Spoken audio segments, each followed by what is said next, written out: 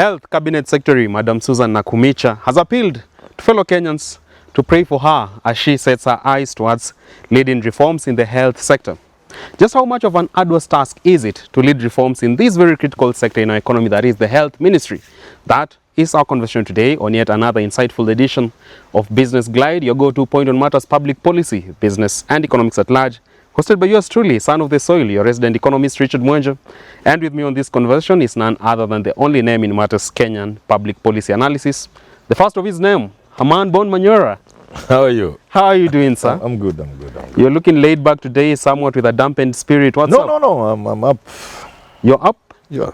Come on. You know, I've been unwell and I'm still getting over it. Taking some herbal medicine now? Yeah, herbal medicine now. Herbal medicine? Yes. You remember what happened to the other patient at Dakakan? No.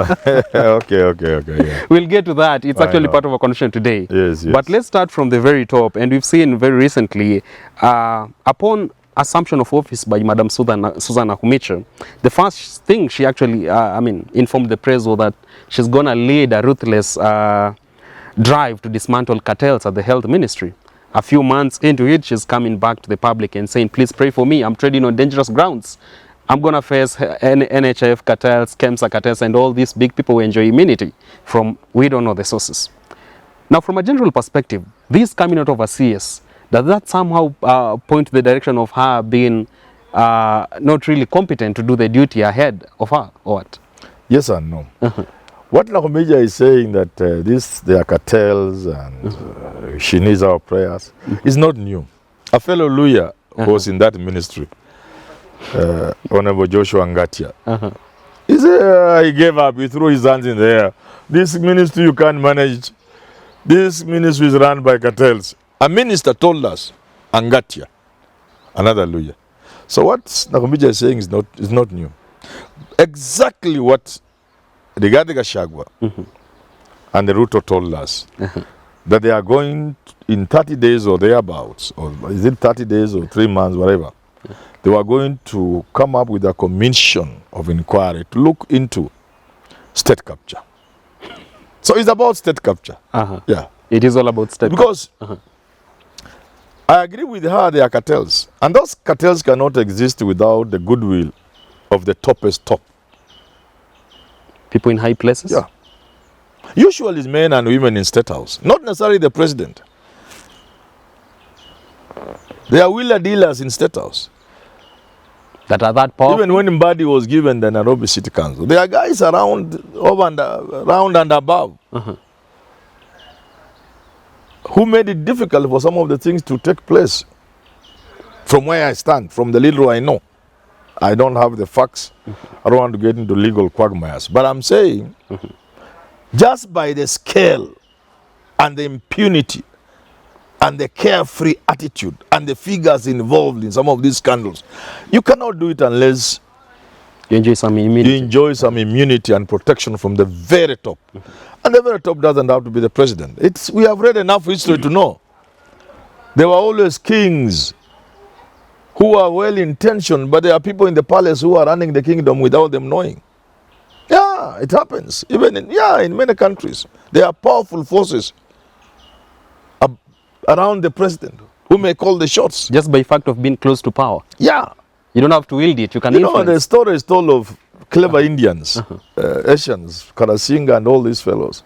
What they do, they will struggle to have a very nice photo opportunity with Daniel Armoy and hang it in their office. When their colleagues visit them, they say, I will talk to Moy about it. Don't relax. I will talk to him. To the man behind us and the portrait. Yeah, Quisha. And they'll get a lot of things from their fellow Asians. These are stories we have heard. They could also be true. I was in a minister's office. Current administrations? The previous regime. The Uhuru regime, first term. The minister was a friend of mine, and I was in his office, and some Chinese came in, and they talked. I was just there, and the Chinese was quickly looking for a photo opportunity. He called some young man inside. I told the Chinese, hold on. I told the minister, why would somebody just come in your office and ask they want to take a photo with you? Why are you standing? Hope the man is still a minister today. I hope he knows, he can remember. These are the photographs, those are the pictures or photos they use, yeah, to get favors from other people from their community. So these cartels cannot survive. You cannot, the scale, the magnitude, the level of impunity is not possible unless it is from the top. From the top. Yes. There's It's not little that possible. CS can do. It's Her not hands possible. are tied. Let's advance that conversation. Then, Unless, of course, you can only dismantle those if you are like me. how would you do it differently? Me, I'll just dismantle them and wait for the consequences. Either I'll be sacked You can pay with your life. or I can pay with my... I'm prepared for both.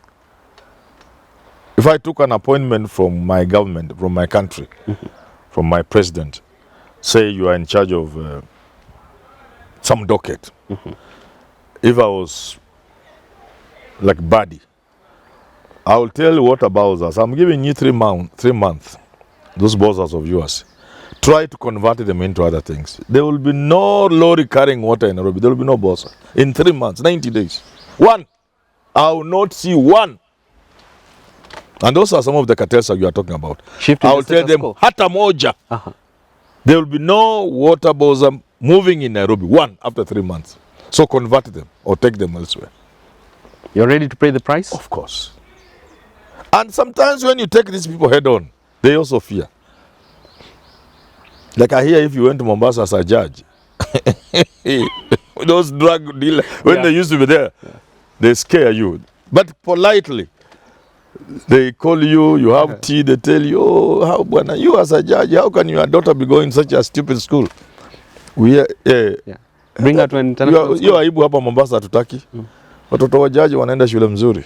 Lambishwa, shika kitu. No, they are already giving you the warning that there's not magic. They know about you. We hear those stories. Again, we hear. They may be true, they may not be true. But there's some part of your brain that accepts certain things as making sense.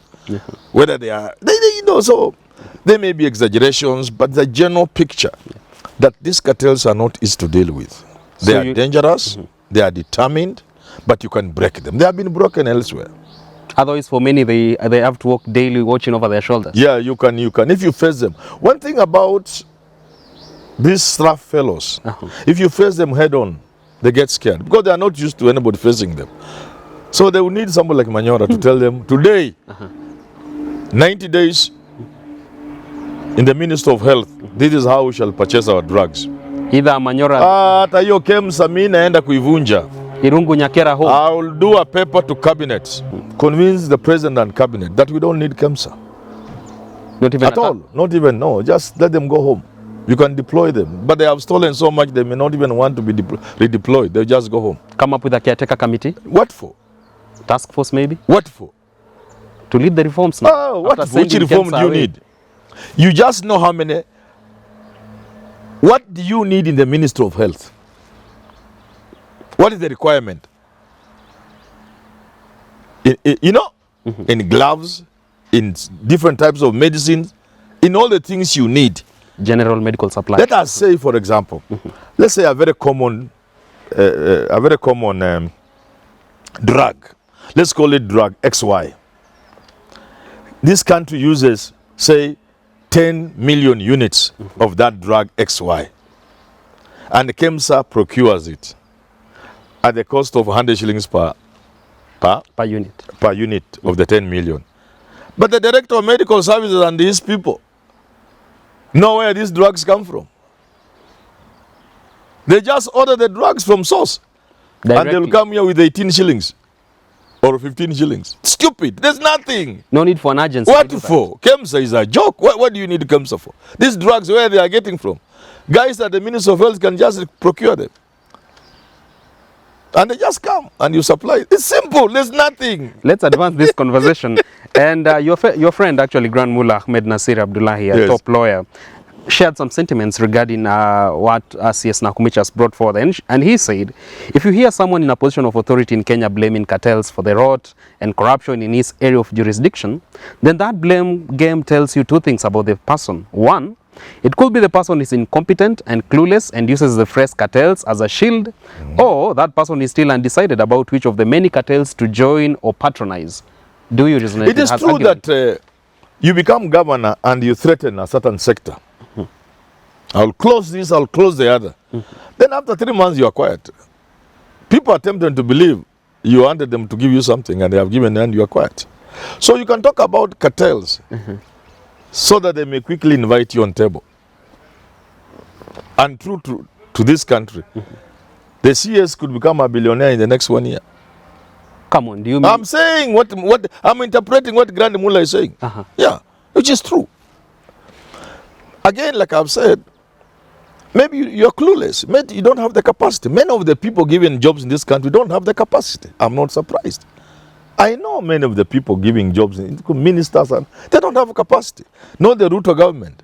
Throughout our history, men and women given jobs in this country are normally people without any capacity. Even after going through parliamentary vetting? Which there's no vetting. What Committees vetting? are Have there you ever seen vet any? you. Which vetting? If vetting was there, would you have these guys in parliament, in ministries? None of them will be ministers. If there was any vetting, who will pass the vetting? None. Even when my friend, the late Magoa, my boss, went there, he mesmerized them. And then I wrote a letter. I wrote an article. Now vetting him properly. I told him you had been vetted for an exam of class 8. Now here's your exam. Sit it and let's see if you pass. So there's no vetting in parliament. We cannot bank on that. No, it's not. We have never had vetting in parliament. We've never had. It's a waste of time. So the Grand Mullah is right. Many of the people don't have capacity. They don't have the courage. They don't have what it takes. You give me there, Minister of Health, this ministry, put me there. 6 months, you will not even believe. I will have dealt with these small things of KEMSA, of salaries in the counties, due of what, of supplies. Over dependence on donor funds. Yeah, these useless things over donor funds, I'll chase them away first of all. I don't want any donor funds. Go and then medical supplies. Globals, you what? Go away on malaria, go away, we shall do our things. Because I was shocked. Come on. When America withdrew its support for WHO during the corona pandemic, for a short while, then I looked at the budget of WHO. I said, what? It is the budget. Kenya can afford it. Then I looked at what we are calling vaccine apartheid. First of all, that rich nations were holding vaccines for corona more than they needed. Somebody calculated that they would even have 10 doses per population, and yet they were. Secondly, they were not helping African countries to purchase. Then I looked at the cost. I said, God, what's wrong with Africa? We had the purchasing power. It's so little. The money the president uses in State House would be enough to buy the corona vaccine. We were looking out for donors to help Oh, us. come on. We must walk out of this stupidity. You can help the nation get that point? So I will deal with the small things of KEMSA and what all this before I now convince the country to go in the right direction when it comes to health. Paradigm shift. Forget about NHIF. Let's just equip our hospitals. Let's train our healthcare workers. Let's pay them well. Let's take care of their welfare. Let's equip our hospital. Let every Kenyan just walk in a hospital and walk out.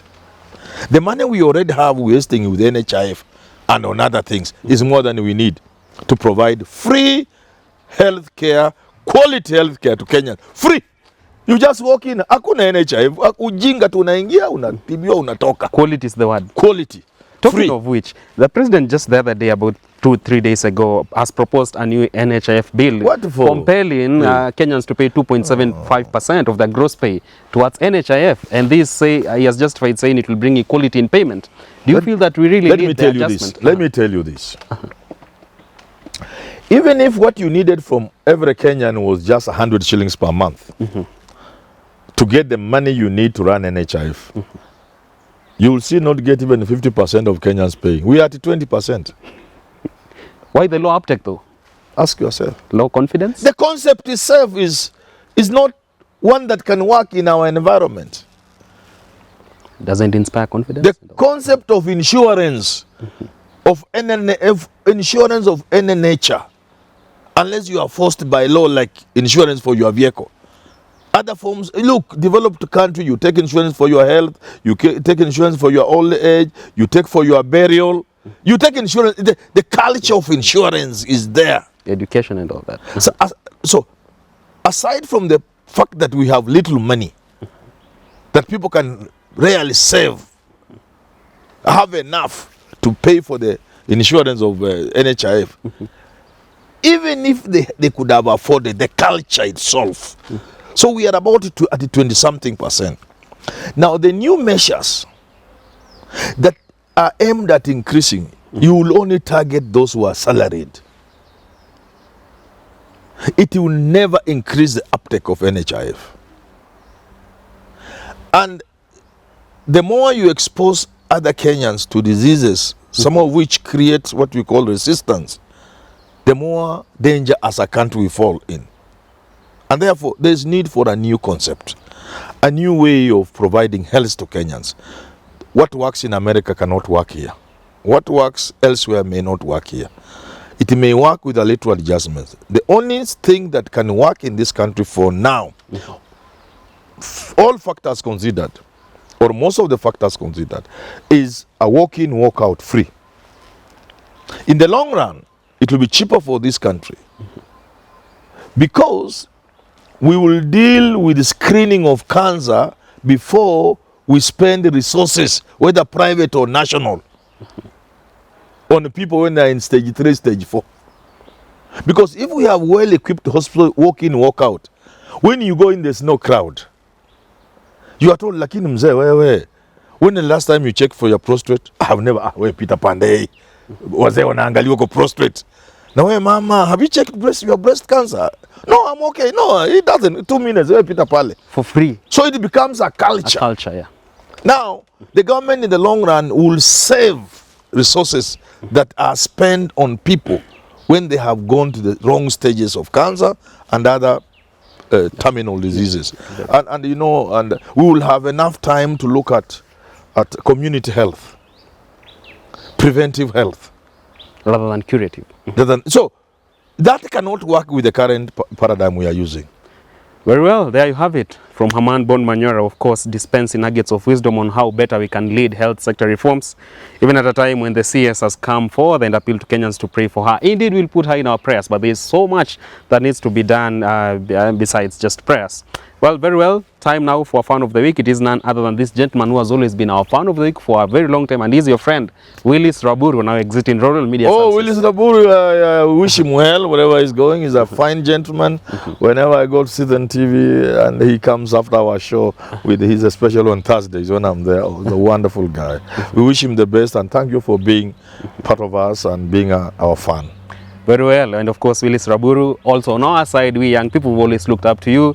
We wish you nothing but fair winds and followings, even as you go to face other greater heights in the near future. Until then, see you, but right about now on your screen is the Business Glide African proverb of the day.